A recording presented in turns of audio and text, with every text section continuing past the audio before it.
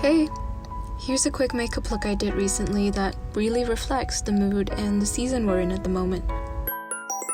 I was going to be out all day and wanted to be dolled up in a way where the look would, fade out nicely throughout the day. I started out by taking the time to curl my hair and pin it up to cool.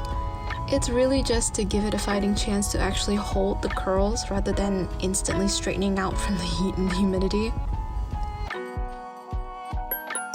Now I'm just going in with my go-to hydrating foundation combo for a fresh and glowy look. I did soap brows and applied my lashes off camera. It's been a real hot minute since I've used these falsies, to be honest.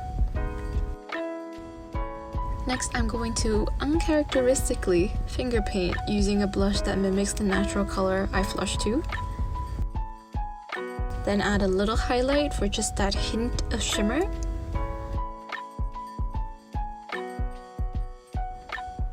Lastly, I'll be fussing around with a matte red lip to top it all off.